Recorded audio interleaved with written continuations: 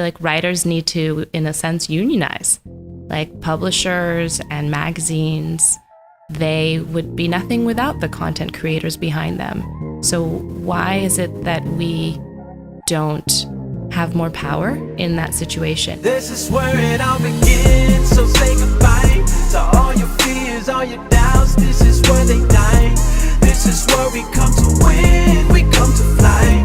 This is where we make our dreams come to life. Welcome to Innovation City. Welcome to Innovation City, a podcast featuring the innovators, disruptors, and creators who are making things happen. My name is Michael T. Johnson. I'm here with my co-host Tyler Kelly, and we are in beautiful Miami tonight. We are at Venture Cafe Miami, and if you didn't know, Venture Cafe is the largest gathering entrepreneurs, innovators, disruptors, creatives. Anywhere in the world, you won't find a bigger group. So if you're near a Venture Cafe on a Thursday night, you need to visit. So I'm very excited today because we have Miriam Dorsett with us. Miriam, thank you for being here. Thank you for having me. I'm very humbled to be on your podcast. I'm a fan. This is going to be a lot of fun. So Miriam is a full-time artist, entrepreneur, and community activator. Mm-hmm. Her passions are the arts, the Miami community, technology, and sustainability. Mm-hmm. With over 15 years experience, which ranges in the fields of youth development, small business management, digital engagement. You've traveled to over 25 countries, own multiple businesses. You're currently here in Miami, obviously. Mm-hmm. But most of your time is spent writing, painting, and putting together events for the community. In your first book, which you're going to be putting back out into the market at some point. Yes. Is called What Should I Caption This Picture? Mm-hmm. I can't wait to see that, by the way. Welcome to Innovation City. Thank you very much. Yes, and also I would say I'm passionate about our community, not just in Miami, but our community as a whole. Gotcha. Yeah. Yes. That's awesome. Mm-hmm.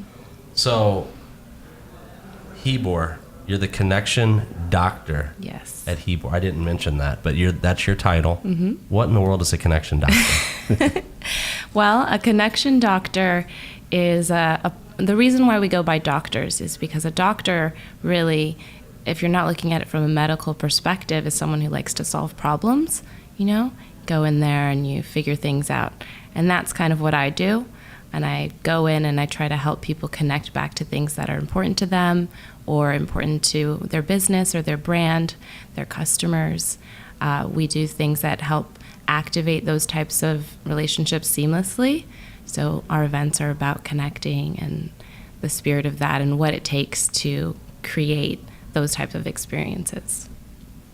Well, that's great. So I'm curious, there's got to be like a backstory mm-hmm. of where like maybe you felt disconnected from yourself or your passions. So tell us how all this came about. Sure. Well, I think that there was never really a moment where I thought like, wow, I feel really disconnected or like I went to a less sunken place. But I do think that people struggle with that. Chibur came about when I needed to really just legalize what I was actually doing, put into practice the norms of business, going from, from my hustler stage to my businesswoman stage of life. So you have to have a company, you have to report what your money is doing. And so that's where the formation of the brand came about. So Chibur, what is that? Where does it come from? What's it mean? Chibur, the name. Mm-hmm. The name Chibur is the name of, it quite literally just means attachment. Okay. It's a Hebrew word. It comes from Hebron, which is a city or an old city that's changed names multiple times over years. And quite literally, it just means attachment or connection from heaven to earth. And it's not Chibur didn't come when the connection company came. Like Chibur came first. Okay. Then I realized like what I was building was a connection company, and that came later. Okay. It wasn't like planned out in that way. That's cool. Yeah, I was at a friend's house and I was reading a book that they had, and I didn't have a name for my company yet. And I was reading the inside of the book. It was telling a story about the guards, the soldiers, the veterans that guard this city still to this day.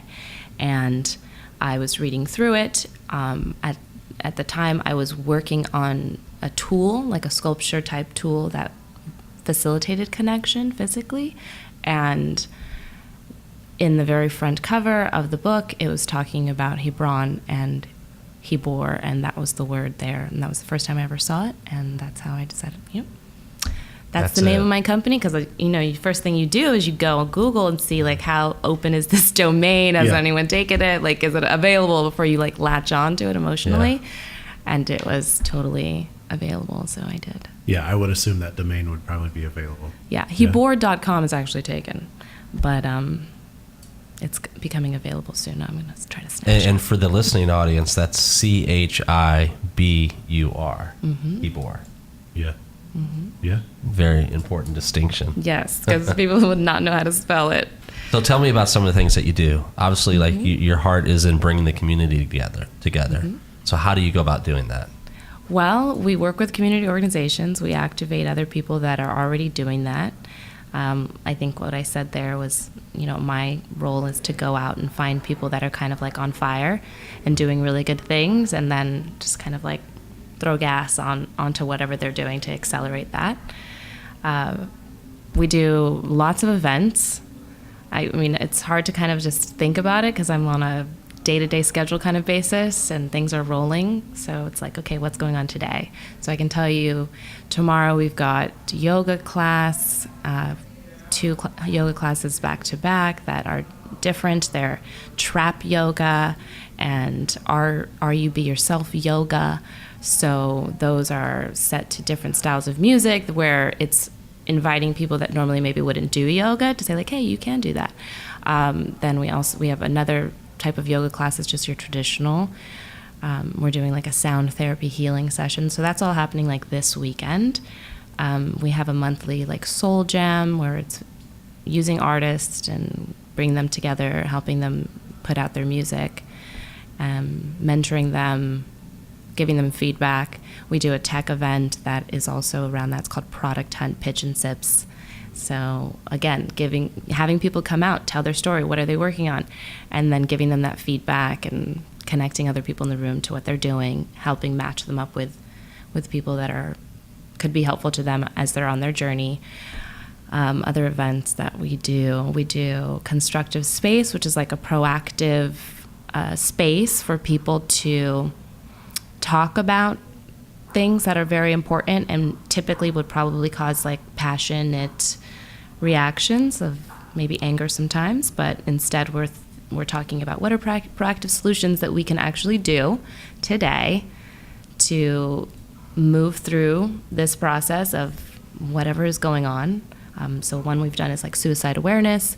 We did another one where it was discovering your roots, so going back and figuring out your history and your family tree, and providing just that space for people to be proactive and constructive versus like, maybe going out and rioting or lashing out. But you have to get that energy out when you're passionate about something. So it sounds like you, I mean, with the concept of connection, cover a lot of ground. So not just connecting people with people, but like helping people connect with themselves as well.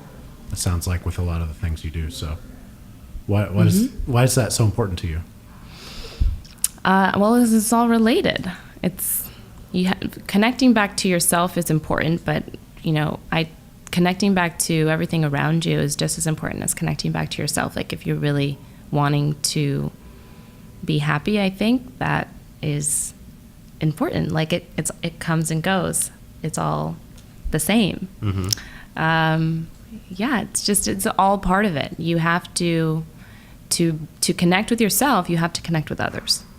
Or at least that's what I have found to be true. And I have to be connected to the food that I eat, and I have to be connected to the world that is around me, like the trees and the ground and the sky, and I have to be connected to people that are far away from me and maybe not physically, and I have to be engaging in all forms, like as much as possible, and speaking the same language as other people is a huge part of the connection, which is where the writing kind of comes in of what I do.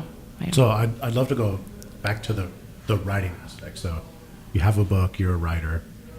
Tell me about becoming a writer. Like, where did that all start for you? So I've always loved to write, and I loved reading. I picked a major in school where it was like, I was down to like undeclared. I had taken all my GE classes, and I was like, okay, I have to start taking classes for a major now. And so I picked one where I was just going to be doing a lot of writing. And then I started my first blog during a cross-country road trip. And then as I was working in the field of tech, I made it like a personal goal to contribute to our brand's blog at that point. And I started writing again, really to empower myself and document my ideas and my opinions. I found that process very helpful to me. And then I just started working with other people that needed writing, that wanted my writing, that liked it. And I just kept doing it. However, what is funny is once I went full time and started doing it that way, I didn't like it as much. I really enjoy writing for myself. Yeah. But when it becomes something that I'm relying on for an income source or something like that, it loses something along with that, which I didn't realize. So to solve that problem, I just started working with other writers, and now, we just contract things out. There you go. It's a nice way to do it. It's an interest. So I was in English. What major did you choose? Ethnic studies. And that you're able to do a lot of writing in that major. Yes, you Okay. study different ethnicities. I studied gender and sexuality in communities of color, and then I did a secondary option in American Indian Studies. Wow. And those are the things that I wrote about. So I was an English major, so I like to write as well. But I feel you in that sometimes like we're more inspired to write about things that we love versus just like whatever. But for the writer out there that's maybe trying to actually start making some money off writing, or they think like, I have a knack or like a passion for writing, but there's no way I could get paid for this. Like, what would you tell those people? I would tell them that it's probably true. It's not, I'm not going to lie to you. It's not an uphill, it's not a downhill track. Unfortunately, I have seen it's just like a lot of industries that are very old. They're hard to crack into. And one of the things that I'm trying to solve and work on is to flip that business model. I feel like writers need to, in a sense, unionize. Like publishers and magazines, they would be nothing without the content creators behind them. So why is it that we don't have more power in that situation? It's so difficult to reach out to publishers. It's the same questions they ask you every single time. It's inefficient and it's time consuming. And it's a problem for them as well. And when you look at just the market, the dollar value of like how much is spent in advertising versus how much writers are paid per year, there's a huge gap. So I'm definitely looking into how we can capitalize on that at Chibur. We've come out with a product called IA, Project IA, and it's basically flipped that model. So instead, and as in my research, I have to just say, being transparent, apparently I'm not the first person to think of this. Okay. That happens. So it's flipping the model where instead publishers can go in and view content that's been created under categories that they're interested in, and then they can bid on them to purchase the rights to publish them. So I'm going to start putting my writing on that and saying, this, if you want my stuff, this is where you can find it. And then I have to go out and probably find other writers that would want to get on that train with me. It sounds like an amazing idea. Yeah, we're going to get to it. What does IA stand for? IA is the coding system that I use for my ideas as I iterate them out, and nothing gets a name until it actually has some sort of MVP. And I'm not going to invest time in like using my creative energy to come up with a name when I don't even know if this is going to take off or not. Yeah, that's good thinking. I like that. Thank you. Yeah, that's interesting because I think a lot of times people do it backwards. Yes. Let's think of a brand and a name before anything exists. Right. You use a lot of creative energy doing that. Yeah. So tell me about your book. Like, what inspired you to write the book, and like what's the message behind the book? So the book started off with me. I found that out when I was out with my friends, well, okay, let me go take a step back even further. A mentor of mine made a comment to me once and said that I was, too stuck on my phone. And that's not the exact words, and I have the exact words written down somewhere, but it was like a sharp feedback for me to take. And I was like, that is awful. I'm not present. That's what he said. He said that I'm not present. And I'm too engaged in my phone. And so I started doing a few things. One of the things that I started to do was turning off notifications and stuff. And I wrote a whole blog post about it. And the other thing that I started to do was I started to notice my behavior. And one of the things that really took a lot of my attention, as you guys may have noticed, I have a few Instagrams, right? It was like taking the time to think of a caption for a photo that I'm going to post. It takes an unusual amount of time, and a lot of people in my generation, I feel like, spend too much time thinking about that. When it really, words are important. I'm a writer, so I truly do believe that. And you should take the time to think about it, and you have that right to see what you're going to put out, and then that's there forever.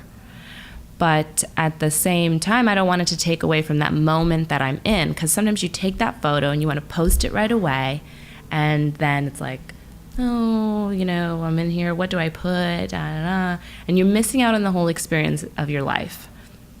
So I started a note in my phone called Captions, where I would just note down any captions during a time where I would hear something cool in a song, or I would see something written down, or I would just think of something, and I'd be like, I'll just use this caption later when I want to post. So then when I started posting my pictures, I would just go to the note, I would pull a caption, paste it in, boom, I'm done, and I'm back to my life. And then some of my friends started getting wind of it, and they started asking me for captions. So now I'm getting text messages when I'm out with my friends. They're sending me pictures before they post them, asking me what to caption this picture. And I'm like, okay, this has gotten out of control. Like, I don't have time to do that. Not that I don't have time, I don't want to use my time to do that. So I decided I would share the note in my iPhone with friends. But before I did that, because I'm intentional with my writing, I wanted to make sure that none of the captions were negative in nature, and to only put out, positive captions. Because sometimes I'll write one down that's just, kind of funny, or like, but I'll never really use it because it's kind of mean maybe, or something. And so then I was like, well, I could just put this into a book, because I'd been meaning to put out a book for a while. And any writer has tons of books that they just haven't finished. And I was like, let's see, what's this one about? So I put it into a Word document, and it was like 700 pages of captions that you've had written. Yes, and that's hashtags. amazing. It's horrifying is what it is. It's an editor's nightmare, okay? So then I had to go through the process of deleting and organizing, which luckily I love to do. And then I just wrote when I organized them, I organized them into categories that I feel like my generation, or people in general, post about online, which also turned out to be things that were very meaningful to me, and kind of, I don't know what you would say, life principles of sorts. And so I wrote a little piece to go with that, and then I put them all in a book, so now it's available for anyone to use. You have over 300 caption options. You don't have to take any time. And then I also turned it into like an interactive art experience, so you can take the book and you can spend time with people, your friends, your coworkers, your family, be present in a moment and create something really forever for you. And that's what it is. So it's an interactive art book, and I don't remember what the question was. Well, I feel like that's such an interesting concept too, because it's almost like you could create a community of people that pick the same caption for whatever reason. There's some commonality between those people. True. That's kind of an interesting way to look at it as well. Yes. Someone else also said that it would be fun to read the caption first and then create the photo that goes with the caption, which I think is fun too. So I like that people are having fun with it and doing the captioning and the pictures. And That's cool. And you said you had it on you. After the show, I got to see it. Definitely. Yeah, I want to see it too. Yeah, I'll show it to you. I have to borrow some of I these brought captions. my personal version. Oh, wow. So that you can see. Does yours have some extra captions in it? No. No. But it has my notes and it has my pictures. So the listeners and viewers want to know, are you still captioning or are you done like writing captions? No, the note is going. It's still going. Oh, it's going. Okay. I've got some good stuff for the next one, for That's sure. Cool. That's cool. I mean, the inspiration is endless. So I mean, it is. So there's going to be like a volume 2, 3, 4.